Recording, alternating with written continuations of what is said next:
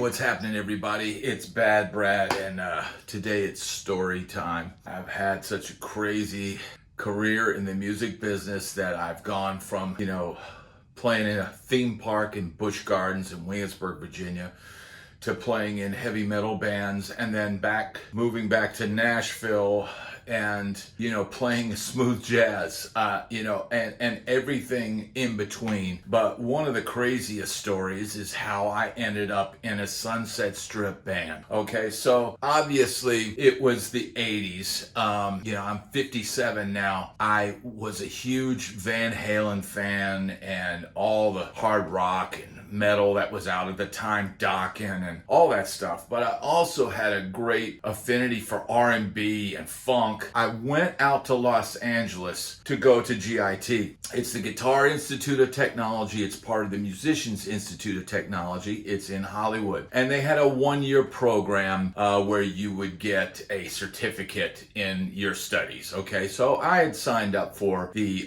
jazz fusion. So, I went there and I realized pretty quickly that there were a lot of rock players and there were a lot of guys that were there that were faster than me and could play that style better than me. So I knew I needed to be a little bit smarter and I needed to study music. And, I'm not a classical musician, so I knew I need to kind of immerse myself in jazz, or at least jazz adjacent, right? And that way I would get some skills that would further me and allow me to have the long career that I've had in music, because I can analyze music, I can hear scales, I can improvise, I can come up with parts. It's all kind of based out of the jazz school. But I digress, okay? So I move out to Los Angeles. It's 1987. Right? I go to GIT for a year. I graduated with honors. And then it became this period of, oh crap, now I got to figure out how to pay the rent. All right, so, I had a job working at Tools Plus, phone sales, selling air hoses to gas stations in the South, just anything I could do to try to make a buck. And, at some point, I got hooked up with a guy named Alan Morgenstern. And Alan Morgenstern had a lot of friends that worked at this pawn shop. It was called Brothers Collateral. It was a pawn shop in Hollywood, okay? And he helped me get the job there with Ernie and Rudy Gintel, the two brothers that ran that place. And it was known as the Pawnbrokers to the Stars.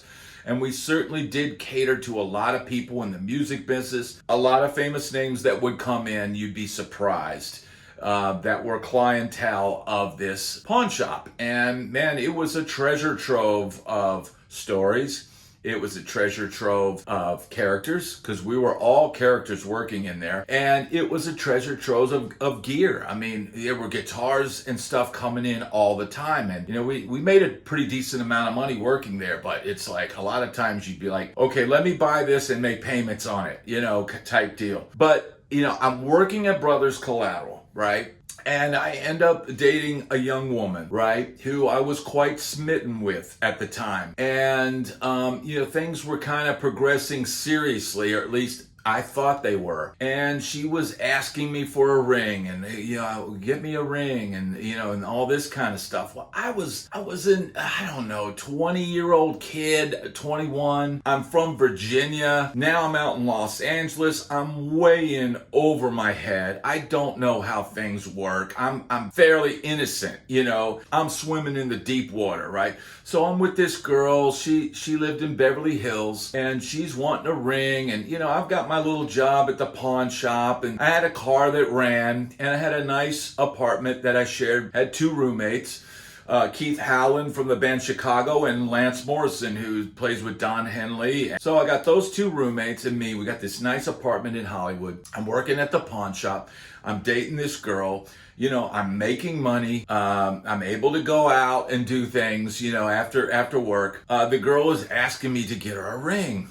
So I go to the brothers at the pawn shop and I say, hey, I want to buy a ring. And they're like, are you sure? Like, and I'm like, yeah, I want to get a ring. And they showed me this ring, and the diamond was flawless and all this, so I buy this ring, and they knew. They said, look, if it doesn't work out, you can bring the ring back and we'll give you your money back. I said, okay, well, you can't lose at that point. I go to give the girl the ring, and she tells me that her mother doesn't think I make enough money and I don't have enough ambition. Okay, so I said, look, I drove out here 3,000 miles from Virginia to Los Angeles to try and do something with my life. That is more ambition than you can imagine. So you know what? Bye. See ya. So I take off. But meanwhile, I'm like sick to my stomach over this. This was like, it was heartbreaking at the time, and I was a young kid, and I thought I had the world, in the palm of my hand, and I quickly learned I didn't. Okay, so what happens is I take a few days to kind of recuperate from this, because I literally was physically sick to my stomach, right? And my buddies, I literally gave my buddies my phone, and I said, here, take my phone. And this was back when we had landlines. I physically gave him my landline phone, unplugged it from the wall, and says, do not give it back to me until I'm ready. I don't want to call this person. I want to be strong. A few days go by, and I realize, hey man, I came out here to play music, and I'm working in a pawn shop, and I'm going out at night, but I'm not doing what I came here to do, right? So back then in Los Angeles, they had a magazine called Music Connection. All right, now Music Connection was, would have articles of, the latest albums and this and that, and it would have ads for, vocal instructions and hair products and hair weaves and extensions. It was the 80s, man. In LA, it was all about image. But I said, man, I got to do something. So I was flipping through Music Connection, and I saw an ad. Most of the ads, I go, man, these guys sound like idiots, because you'd have ads that would say, wanted long black haired guitar player with, covered in tattoos, sleaze rock, must look like Johnny Thunders and sound like Joe Perry, or whatever. It would just be like so ridiculous. And you knew, usually if you call any of these people, you could tell they were idiots and they didn't have their shit together, or they were posers, what we would call posers back in the day. A poser is somebody that has the look and shows up and looks like a rock star, and then you put an instrument in their hand and they can't do nothing, So I saw an ad, and it was like hard rock band, headlining hard rock band with horn section needs funky rock guitar player. And I was like, man, that's me. Like that's it, and I call them, and they go, well, we're down here today. Come on down, And so my good friend that lived across the hall in Hollywood, Mike Strong, I said, Mike, come with me. I got an audition with this band. So he says, yeah, okay, I'll go with you. I just, I needed some backup, because you don't know what kind of situation you're walking in. So I drive out to the valley. They give me the address, and it was down in Van Nuys. There's a street there that would have these warehouses. They were like little warehouses, and you could rent them out, and there'd be like 5 or 6 in a row, and then the next one would have, and then the next one would have, and the next one. And this was a warehouse that they had rented, and their manager, whose name was Jim Babuccio, had rented this studio. They hung PA system in the room, and the drummer had his huge drum kit set up, and I roll in with my 412, cab, and I had a Mesa Boogie head at the time, and and start playing with the band. And the first impression I got was, they were all checking me out, and my hair at the time was not like super long. I had it kind of cut, and man, LA was big about the hair back then. It was the hairband days. So, there was a little bit of a discussion, because they liked the way I played, but they're like, yeah, but his hair, and they're like, one guy was like, yeah, but his hair's healthy and it can grow, So, that was part of it. And I remember the drummer's name was Roger Carter. And I remember going, man, this guy's crazy. He was living in a loft, like above like the control room area that they had created. And he was swinging from something. And I was just like, man, this is a different world than what I've been used to, But as far as what they were doing, they had 3 horn players. They had the typical Sunset Strip blonde singer, but he had a good, powerful voice. They had Greg Babuscio, who was Jim Babuscio's brother, was the bass player, and he had long hair, and he played a little bit with his thumb, so that was kind of like, it's really better than most of the other Sunset Strip bands at the time. And the drummer, Roger Carter, is incredible, so, if I got a good drummer in a band, man, I can work with the rest. I can make something happen. And I was like, man, this guy is killer. And this is kind of stylistically what, I want to do. I want to play funky hard rock. I want to combine the R&B influences that I have and the stuff I learned from hanging out with the Wooten Brothers, and combine it with my hard rock and my metal type riffs, and play stuff that girls could dance to. Because I always knew, even David Lee Roth used to say, man, I'm the beat checker. He would always make sure every Van Halen song had a beat you could dance to. And I was like, man, this is a formula that can work for me. So I joined the band, right? We began rehearsing like, it was like 4 or 5 nights a week, 3 or 4 hours a night. I'm learning their songs. They're learning some of my songs. I'm rearranging with them some of the parts in the songs. I'm coming up with my own solos because the previous guitar player, I didn't want to play his solos, and, they weren't signed yet. This was an unsigned band, but it was a band that was headlining the Roxy and headlining the Whiskey and Guitarist and all that stuff. So, I'm instantly in. So literally 2 weeks later, I'm on the cover of Rock City News. That's me right there. There's Jamie Ray, the vocalist. There's Greg Babuscio on bass.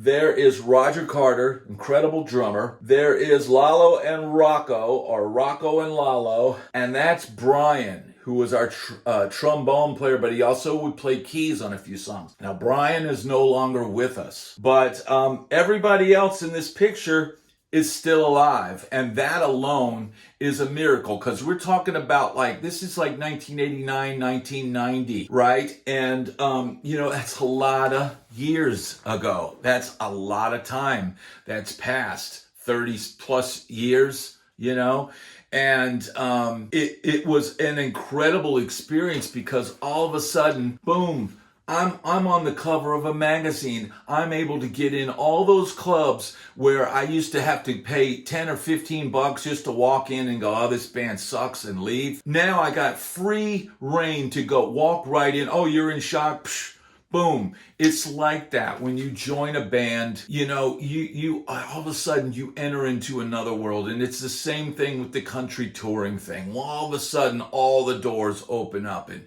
you're the guy.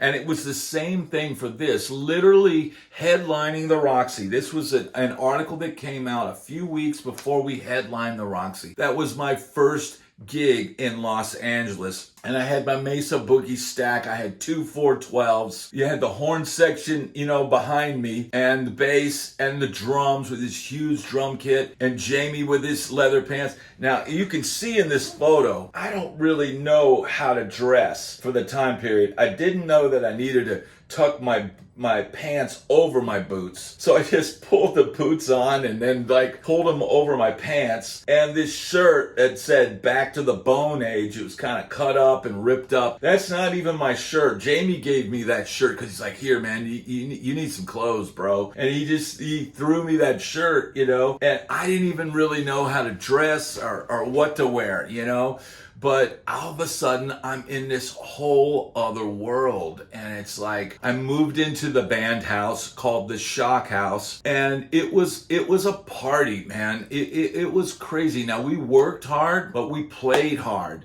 And we were trying to get that elusive deal in Los Angeles. And, you know, we had a lot of interest and we got a lot of the perks of, you know, all the other bands that were playing the Strip, because this band had really worked themselves up from being, you know, bottom tier to a headlining status. And even though we changed name and changed members, you know, over the few years that we continued on, we always maintained that status because they knew we were good. We always worked.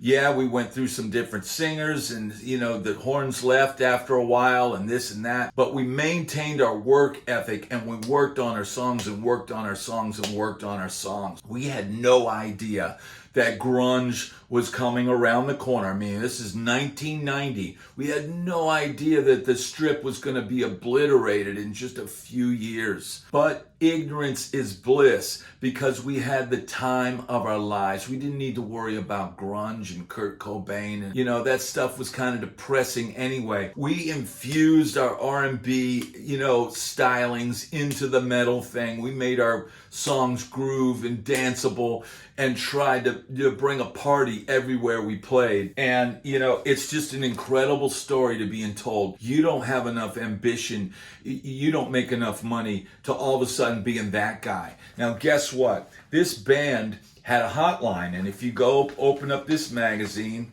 you know, there's a full page article with everybody in it. There's Jamie and Brian and Lalo and me and Roger and Rocco and Greg, and there's a hotline. There's ads for our show, just like a lot of these bands would put, you know, a hotline in our ads. So I didn't even have a phone, I think, when I moved into the Shock House. And one day, shortly after this came out, the phone rang.